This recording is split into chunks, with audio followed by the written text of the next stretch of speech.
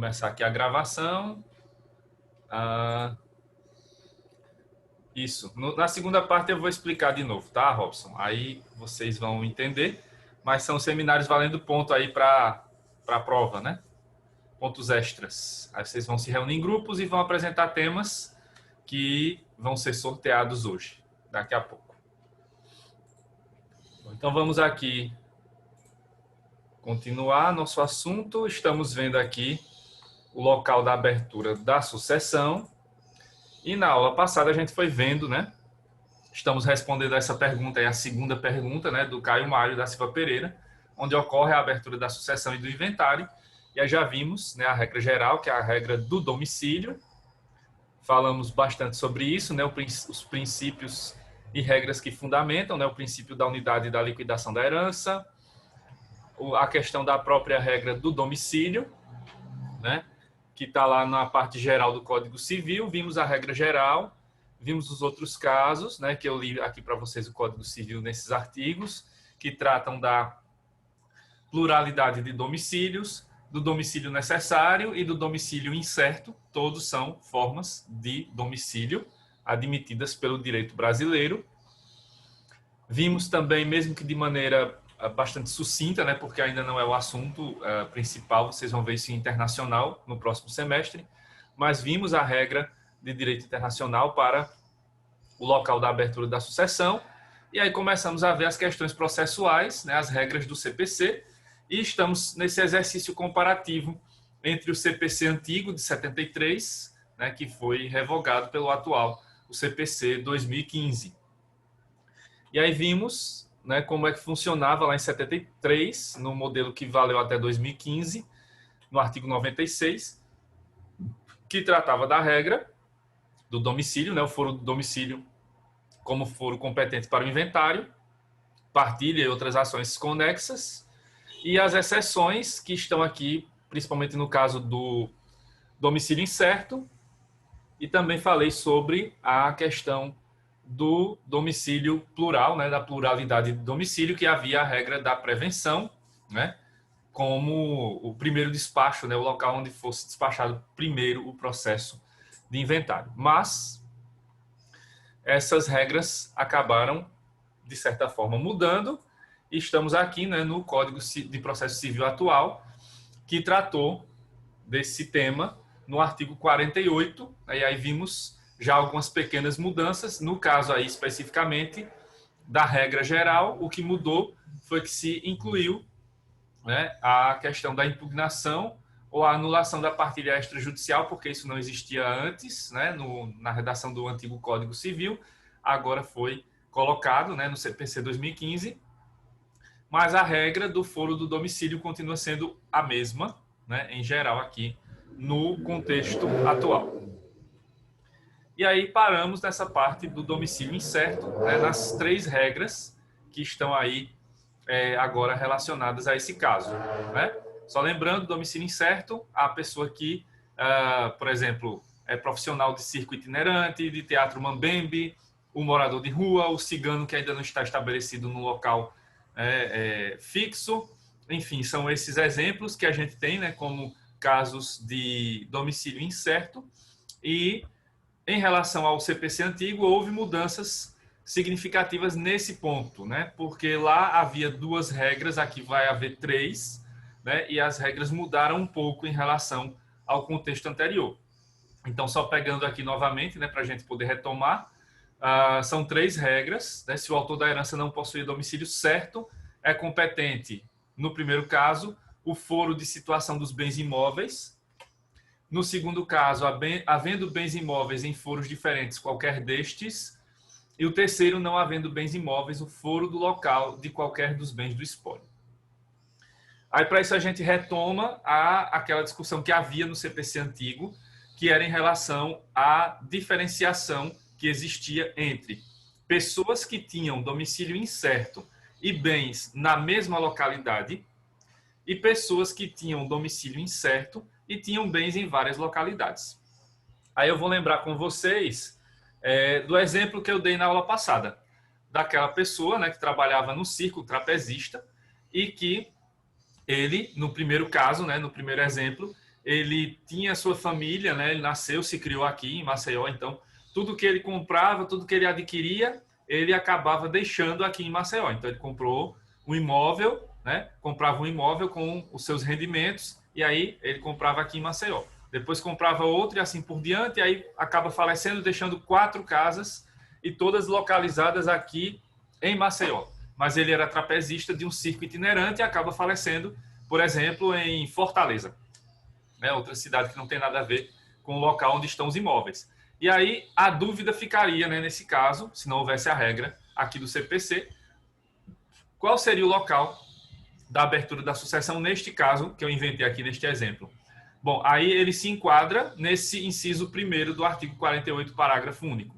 Né? Nesse caso, a pessoa tinha bens imóveis na mesma localidade, né? Todos os imóveis concentrados num lugar só. Aí, nesse caso, a regra é a do foro de situação dos bens imóveis. Mudou a redação, mas o contexto é o mesmo daquele lá do artigo 96 do CPC anterior, tá? Então, quando a pessoa tem domicílio incerto e tinha os seus imóveis localizados na mesma cidade, na mesma comarca, então o local da abertura da sucessão vai passar a ser a regra para esse caso, a do foro da situação dos bens imóveis, certo?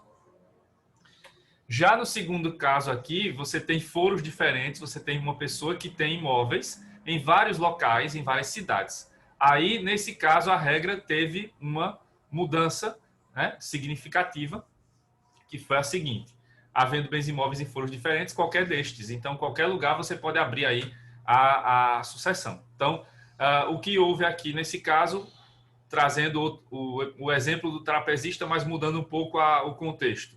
Então, aí, nesse caso, o trapezista, ele vai, por onde ele vai passando, ele vai deixando imóveis, né? Ele vai comprando os imóveis e vai deixando lá. Então, ele passou por Maceió e comprou uma casa aqui e deixou aqui. Passou por Recife, fez a mesma coisa, deixou uma casa lá em Recife. Passou por João Pessoa, fez a mesma coisa. Passou por Natal, fez a mesma coisa, comprou uma casa, deixou lá. E aí acabou falecendo em Fortaleza. Então, nesse caso, a regra passa a ser, com o novo CPC, né, com o CPC atual, qualquer dos locais aí onde ele deixou imóveis vai ser o local da abertura da sucessão. No modelo anterior, né, do CPC que foi revogado, era o local do óbito, agora não mais. Então, a regra do local do óbito acabou, aqui não tem mais, né?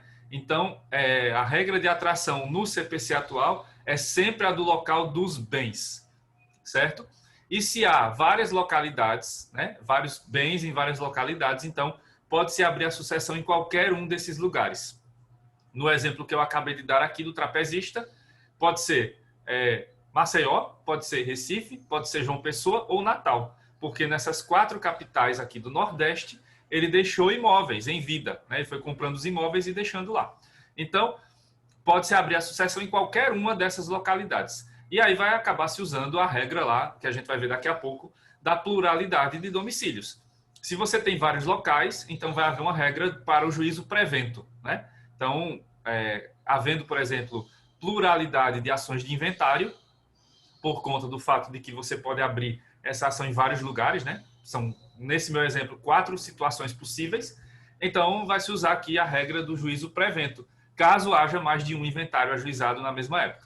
Se é só um inventário, então não vai ter esse problema, porque aí os herdeiros vão ter a possibilidade de ingressar com essa ação em qualquer uma dessas localidades, onde estejam ali situados os bens imóveis, certo? Então, essa foi uma mudança bastante relevante que aconteceu aí em relação ao modelo anterior, né, do CPC de 1973. E a terceira regra é nova, né? Esse terceiro caso do inciso 3 é nova, porque não havia regras anteriores referentes a situações em que a pessoa deixou apenas bens semoventes ou bens móveis, né? Então, a pessoa morava no imóvel, mas o imóvel não era dela, era alugado, né? Ele era, ou ela, né? Locatário, locatária, então, não era da pessoa, o imóvel não era de propriedade da pessoa, mas ela deixou bens móveis, né? E deixou semovente, por exemplo, deixou seus pets, né? Cachorro, gato, etc. E aí, qual é o local da abertura da sucessão dessa pessoa que tem domicílio incerto, né? Aí, esquece o exemplo do locatário, que é domicílio incerto, não é domicílio certo, né? Então, por exemplo, morador de rua e tal, ou o trapezista que não tem imóveis, né, não conseguiu ao longo da vida juntar dinheiro para comprar imóveis. Aí o que acontece nesse caso vai ser o foro do local de qualquer dos bens do espólio. Então, como se fosse a regra do inciso 2 sendo aplicada para o inciso 3, em que não se tem bens imóveis. Então, não há bens imóveis, só há bens móveis e semoventes. Como é que funciona? Aí vai ser o foro do local de qualquer dos bens do espólio. E essa regra é bastante variável, né? Justamente porque os bens móveis vão estar indo junto com o de cujos, né? Em vida. Então, vai acabar que, de certa maneira, pode ser aqui o local do óbito, né? É o mais provável, mas pode ser que não, pode ser que ele tenha deixado lá os pets, né? Que eram os únicos bens que ele tinha, aos cuidados de uma amiga, de um amigo, em outro lugar. Então, pode ser lá, né? Onde estão esses bens, que vai ser o local da abertura da sucessão. O que importa aqui, né, nos 3 casos, é que agora, com o CPC 2015, a regra de atração sempre é a mesma, a do local dos bens. Então, não vai haver mais necessidade de se levar em consideração onde a pessoa morreu e tudo mais. Agora, sempre vai se buscar onde estão os bens do falecido, onde estão os bens da falecida, né? E é aí que vai se ter o local da abertura da sucessão, que pode ser um só, né? Se todos os imóveis estão situados naquela mesma localidade, ou todos os bens móveis, né? No caso do inciso 3º, ou pode ser em foros diferentes, caso existam bens imóveis em locais diferentes, que é o caso do inciso 2, ou se for o caso de bens móveis que estejam também em locais distintos, certo? Então, a regra de atração aqui para esses casos do domicílio incerto passa a ser, com o modelo de 2015, o modelo atualmente vigente, passa a ser o modelo da regra de atração dos bens, né? Sejam eles imóveis, sejam eles bens móveis ou semoventes, né? Com essa novidade que apareceu com o inciso 3º do artigo 48. Certo, gente? Até aqui deu para entender essa diferença ou essas inovações em relação ao domicílio incerto? Até aqui alguma dúvida? Não. Ok.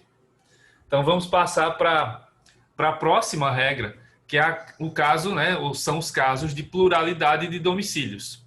A gente viu que é possível que a pessoa tenha mais de um domicílio, pode ter, né, mais de uma casa em que a pessoa reside com ânimo definitivo, pode ser o local de trabalho e o local de residência com ânimo definitivo, né, que eu falei que isso foi meio que afetado com a pandemia, né, porque muita gente, como eu, por exemplo, está trabalhando em casa, então agora o local do domicílio do trabalho é o mesmo da residência com ânimo definitivo, então essa regra foi um pouquinho afetada com a pandemia, mas em Professor, normais pode haver essa duplicidade ou pluralidade. Oi, Camila.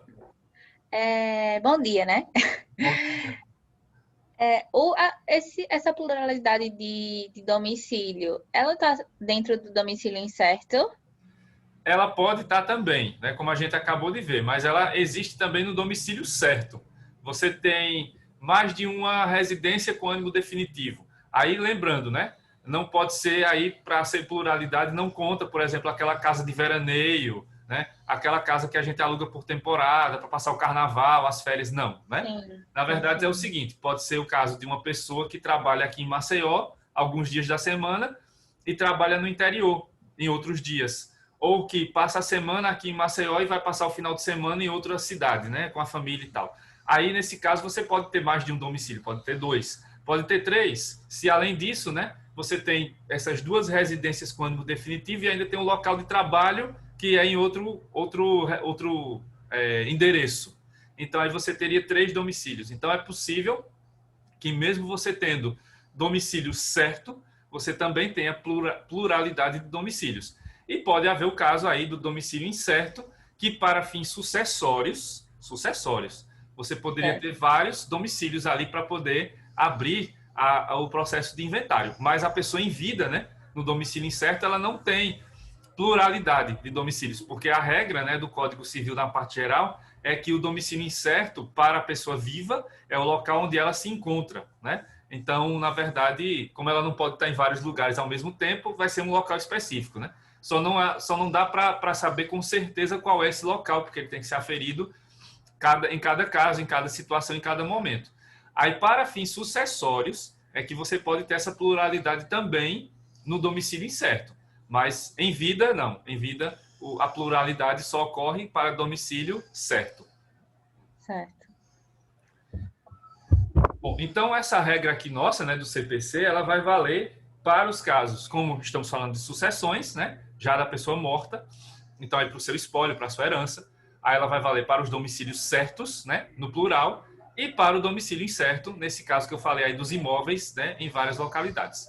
Então, aqui, o interesse, né, de se levar em consideração essa regra, referente à pluralidade, diz respeito àquela regra, ao nosso princípio, né, base, que é o princípio da unidade da liquidação da herança. Então, é necessário que aqui exista um único inventário para tratar de todos os temas da herança e que exista só uma partilha, né, para fazer a divisão justa da herança para os herdeiros, né, a distribuição dos bens para os herdeiros. Então, aqui não há interesse processual, né, não houve interesse do legislador de que houvesse mais de um inventário ou de que houvesse inventários conflitantes, certo? Então, aqui temos uma regra de atração, baseada justamente naquele princípio geral que eu já falei, da unidade da liquidação da herança. Então, é preciso que exista um inventário apenas. Por isso, é que vai se levar em consideração essa questão da pluralidade para que se escolha, né, para que se determine qual é o foro competente para tratar dessa situação, né? E aí, só esse é que vai, né, ser o responsável por gerir essa questão do inventário. Então, aqui como é que funciona? A competência processual nesses casos obedecerá ao critério da prevenção. Não mudou a ideia geral, né? Porque lá no CPC antigo também era assim, né? Buscava-se determinar qual era o local da abertura da sucessão, nesses casos, pelo critério da prevenção. O que vai mudar aqui é a regra em si, porque como vimos na aula passada, seria o local onde o processo foi despachado primeiro, ou, né, o local onde houve a primeira citação válida, ou até outras discussões que eu falei, né, que seriam em relação ao local onde o inventariante prestou compromisso primeiro, ou foi nomeado primeiro, né? Havia essas discussões no direito das sucessões no contexto do CPC anterior. Em relação ao CPC atual, a regra muda, e aí muda-se também a discussão sobre o caso. Então, vamos ver isso. Então, o CPC 2015 prevê, em seu artigo 59, um critério mais simplificado que os dispostos no CPC de 73, que já não valem mais, né, para as sucessões atualmente existentes, ou melhor, para as sucessões que começaram, né, a ser abertas depois de 2015. Então, em 73, como eu falei, o critério era o primeiro despacho ou a primeira citação válida. E agora, qual será o critério para esses casos da pluralidade de domicílios? Vai ser esse aí. O registro ou a distribuição da petição inicial torna prevento o juízo, certo? Então, aqui temos duas regras possíveis: o registro da petição inicial ou a sua distribuição, né? No local onde a petição inicial for registrada primeiro ou no local onde ela for distribuída primeiro. É aí que vai se ter hoje a questão do juízo prevento. Vai se aplicar o critério da prevenção dessa maneira. E como podemos distinguir a regra do registro ou da distribuição? Aí depende de como se configura a comarca, de como se configura o foro, né? Como é que funciona? Vamos ver abaixo. O registro será o critério utilizado nas comarcas com vara única, voltada para as questões cíveis em geral e sucessórias especificamente. Enquanto que a distribuição será o critério utilizado nas comarcas que tenham mais de uma vara cível especializada em direito das sucessões. Então, o que acontece aqui é o seguinte: geralmente, nas comarcas do interior, né, que são aquele fórum, né, que tem só um fórum e é vara única e tal, então aí vai ser no local onde o processo foi registrado primeiro, certo? Então, vamos supor que o de Cujos, né, tinha domicílio em Santa Luzia do Norte, né, em Batalha, por exemplo, né, e em União dos Palmares. Então, onde vai ser o local aqui da abertura da sucessão, onde o processo for registrado primeiro, né? Então, se houve mais de um inventário, então, por exemplo, ajuizou-se um inventário na comarca de Santa Luzia do Norte e outro inventário na mesma época na comarca de Batalha, né? Ou na comarca mais próxima. Eu não tenho certeza se Batalha tem um fórum, né, próprio na cidade.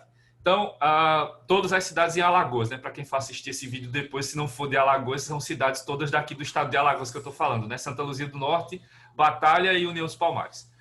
Então, vamos supor, né? Abriu-se o inventário, uma ação de inventário em Santa Luzia do Norte e outra em Batalha. Então, aí, onde foi registrado primeiro esse processo, ou um desses processos é que vai ser o local do juízo pré-evento. E aí é onde deve tramitar a ação de inventário, né? Então, a outra ação, nesse suposto conflito de competência, a outra ação vai ter que ceder, e aí vai se tramitar tudo, né, em relação àquele inventário na comarca, por exemplo, nesse caso que eu estou citando, no exemplo que eu estou citando em Santa Luzia do Norte, tá? Já no outro caso, da distribuição, seria como numa comarca maior, como uma capital, Maceió, por exemplo, né? Então, se aqui em Maceió tem mais de uma vara voltada para sucessões, então aí vai ser o local onde for distribuído o processo. E aí a questão territorial interna, né, da própria cidade, porque quando você tem vários foros, né, ou várias varas especializadas, elas vão surgir, né, nessa distribuição, nessa, né, divisão, de acordo com o local onde você mora, né? De acordo com o local do domicílio dos herdeiros. Então, pode ser que tenha uma vara de sucessões localizada mais próxima do centro da cidade, mais próxima da periferia, e aí vai ser onde for distribuído primeiro esse processo. Então, pode ter sido ajuizado mais de um inventário, né? Nessa mesma cidade, e aí pode ser que ocorra, nesse caso de ter mais de um inventário em varas diferentes, aí nesse caso vai ser onde o processo for distribuído primeiro.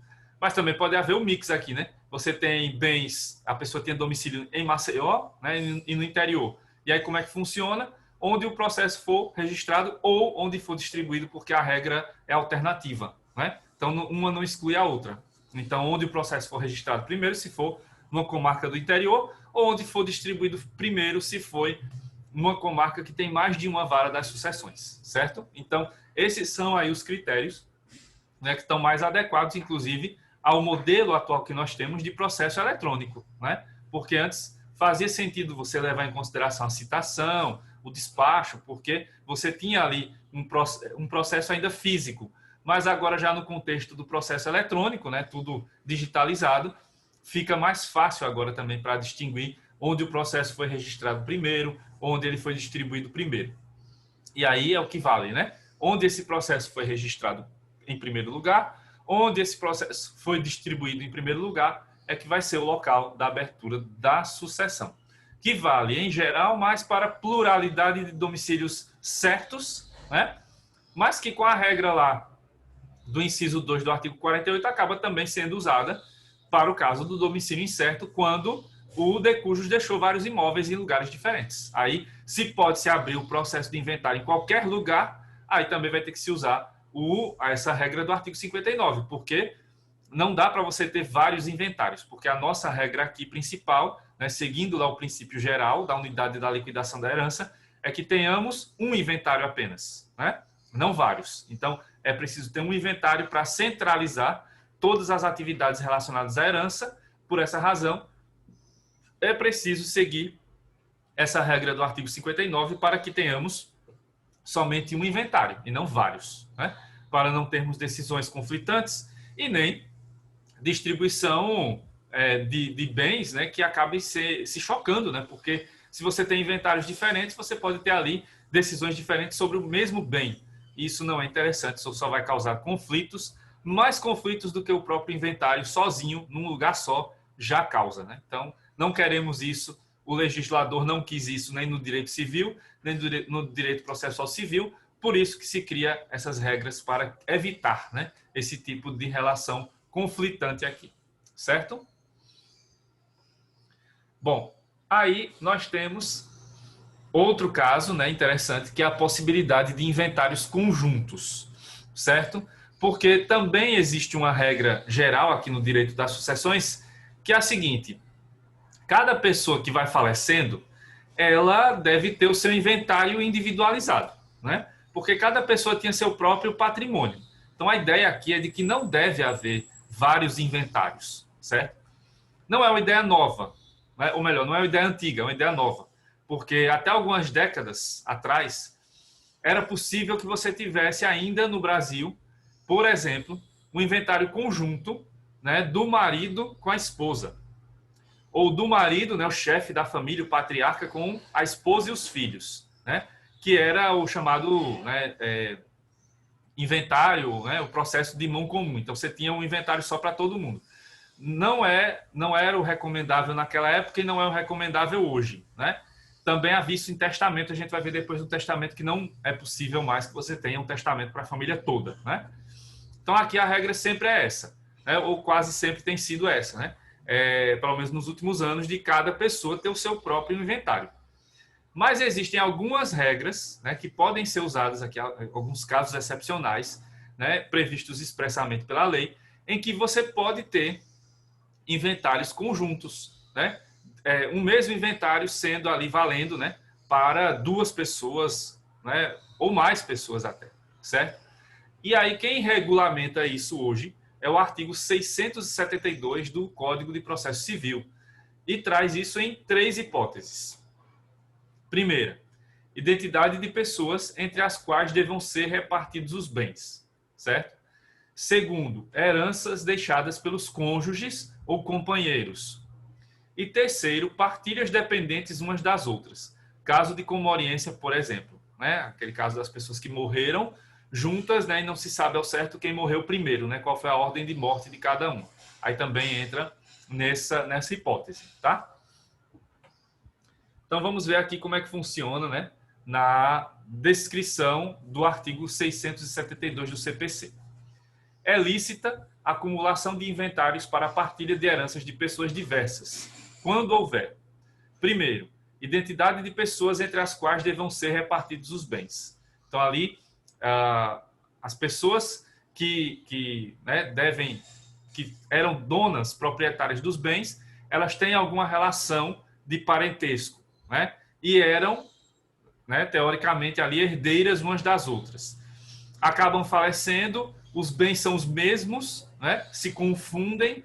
Então, aí, nesse caso, não haveria necessidade de você ter dois inventários. Você tem um só, porque os bens são os mesmos de pessoas distintas, né? E elas não têm outros bens, né? Aqueles bens são os únicos das duas, né? Nesse caso, aplica-se mais a parentes próximos, né? Pode ser realmente o pai e o filho, a mãe e o filho, irmãos, né? E aí essas pessoas só tinham esses bens, acabam falecendo, então não seria necessário abrir dois inventários para tratar dos mesmos bens, então um inventário só já serve. O segundo caso, heranças deixadas pelos dois cônjuges ou companheiros. Então, faleceram os dois, né? O marido e a esposa, o companheiro e a companheira, o marido, a esposa, já que temos aqui também as uniões homoafetivas. Então, faleceram os dois e os dois têm ali, né, uma comunhão de bens, então abre-se um inventário só, né, para esse caso especificamente, tá?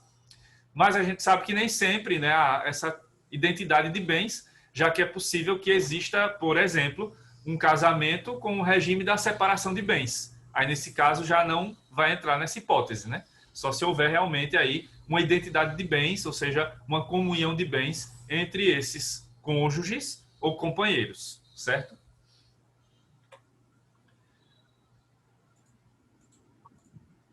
Dependência de uma das partilhas em relação à outra, que aí foi o caso que eu falei agora há pouco, né? Por exemplo, da comoriência, ou como a gente vai ver daqui a pouco também ainda hoje, né?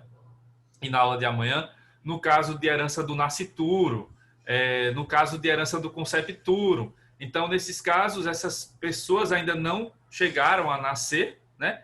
Estão concebidas ou nem isso, e tem ali alguma reserva de bens para elas, mas elas acabaram falecendo, né, antes de nascer. E aí o que acontece nesses casos? Acaba que essa partilha vai ser dependente, né, em relação à outra. Em alguns casos aqui nem inventário vai existir, né? No caso do natimorto. Mas se, por exemplo, a criança nasceu com vida, aí é possível que tenha um inventário. Daqui a pouco eu explico isso melhor, né, no próximo assunto, né? Mas, havendo essa dependência, ou no caso que eu falei da comoriência, né, duas pessoas morreram, por exemplo, num acidente de carro, o pai e o filho, digamos. E aí você tem ali, né, o pai e o filho menor. E acabou que o carro, né, passou por um incêndio e os corpos foram encontrados, né, incinerados, e não dá para saber ao certo quem morreu primeiro, né? Então aí houve a comoriência, não dá para saber, né, que herança deve ser aberta primeiro para poder quem ou que pessoa herdar, né? Então nesse caso vai poder se abrir um inventário só, né? Porque houve ali a comoriência e vai haver também essa identidade de bens, né, do pai com o filho. Então é possível também que ocorra.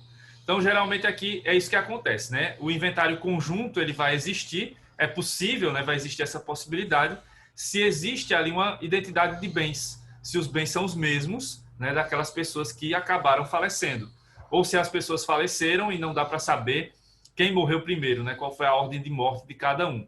Aí nesses casos é possível abrir inventários conjuntos, né? Mas isso geralmente ocorre em situações em que a morte dessas pessoas, ou as mortes dessas pessoas ocorreram ou ao mesmo tempo, ou em situações muito próximas, né? Em momentos muito próximos. Você não pode esperar, por exemplo, 20 anos para poder abrir um inventário só do pai que morreu e depois do filho que morreu. Aí realmente fica mais complicado, porque no meio desse tempo aí, dos 20 anos, várias relações jurídicas ocorreram, né, no espaço entre a morte de uma pessoa e da outra. Aí realmente não é cabível inventário conjunto. Então aqui vai ser possível quando o momento da morte for bem próximo ou igual, né, não se confundir, e quando houver essa identidade de bens. Aí sim é possível que ocorra essa possibilidade dos inventários conjuntos, que são, portanto, a exceção, né? Porque a regra é que cada pessoa, quando falece, vai ter o seu inventário, né? O inventário do seu espólio, certo? Ou o seu próprio testamento, como veremos mais à frente, tá?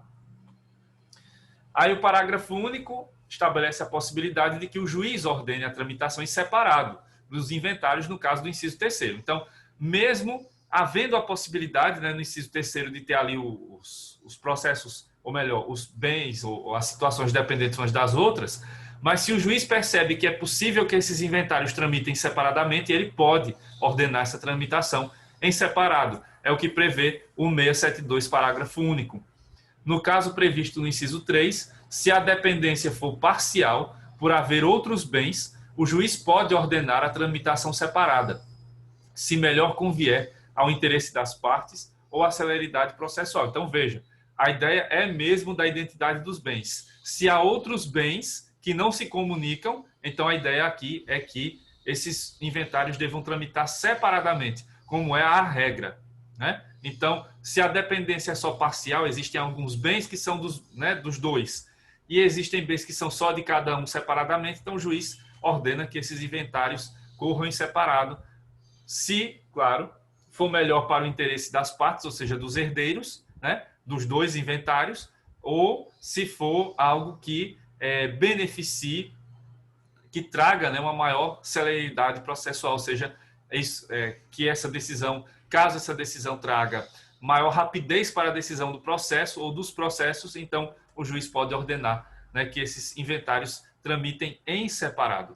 E aí quebra a regra do inciso terceiro, né, para ver como realmente são casos excepcionais. Já o artigo 673, também do CPC, estabelece o que deve prevalecer para o cálculo do valor dos bens no caso do inciso 2 do artigo 672.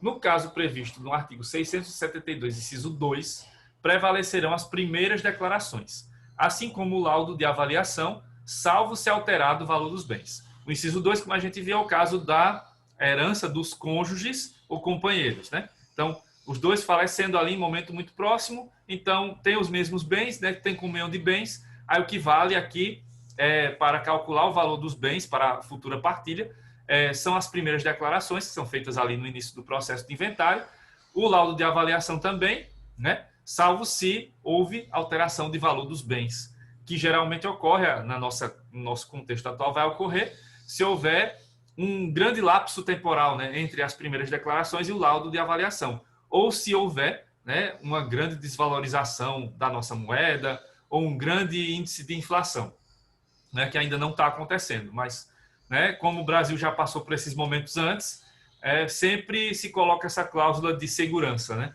Então, se ocorrer de novo uma grande desvalorização do dinheiro, né, da nossa moeda, ou se ocorrer altos índices de inflação aqui, né, ou não só da inflação em si, mas de índices que servem para reajustar valores, né, de imóveis e tal. Então, isso pode também trazer essas alterações, ou a necessidade de alteração do valor dos bens em relação às primeiras declarações, né, que vem logo no início do processo, e o laudo de avaliação vem algum tempo depois, pode vir muito tempo depois, e aí pode ser que traga essa alteração do valor dos bens, certo? Então, em relação aos inventários conjuntos, temos essas regras, né, que devem ser obedecidas, lembrando que os inventários conjuntos são exceção à regra, né, porque a regra mesmo é que cada pessoa que falece terá um inventário aberto em relação ao seu espólio, à sua herança, tá certo? Pessoal, alguma dúvida até aqui? Não, professor. Ok.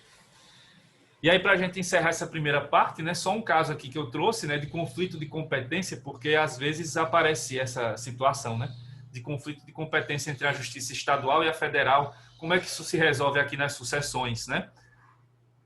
Já que estamos tratando de competência territorial. Então, tivemos um caso, né, exemplificativo de 2010, que foi o conflito de competência 62.082, que teve como relator o ministro Sidney Benetti, da segunda sessão do STJ. Conflito de competência, Justiça Federal e Estadual, inventário, União como credora do autor da herança. A simples qualidade de credora do de cujus, embora autorize a União a habilitar seu crédito contra o espólio, não tem o condão de transferir a competência para o processamento do inventário para a Justiça Federal, não se aplicando ao caso o artigo 109, inciso 1º da Constituição Federal. Conflito conhecido, declarando-se competente a Justiça Estadual. Então, nesse caso aqui, né, não importa quem é credor ou credora do de cujus. Nesse caso específico, o de cujus tinha dívidas, deixou dívidas com a União. E aí a União pediu para que o inventário tramitasse na Justiça Federal. Não é o caso, não vimos essa regra aqui, né? Em nenhum momento apareceu regra relacionada à União. Então, a competência, né, o foro a competência territorial sempre é da Justiça Estadual. E aí, seguindo as regras que a gente viu agora, né, nesse assunto todinho, que a gente está terminando ele. Então, não importa essa questão de quem é o credor, né, porque a regra aqui é do domicílio, do de cujus, e tem as exceções relacionadas a domicílio incerto e a questão da pluralidade de domicílios e domicílio necessário, só, né? Mas o foro onde o credor está e tal, isso aí não interessa, né? Então, é o credor que tem que se adequar ao local da abertura da sucessão. Então, nesse conflito de competência, o STJ já decidiu desde 2010 que nesses casos específicos em que a União aparece como credora, não interessa, isso vai continuar tendo aí como regra de atração a Justiça Estadual como competente para tratar do tema, seguindo as regras do CPC, certo? Vou aqui para o intervalo, para a parada técnica. Na volta a gente retorna para ver os seminários, tá? Até já.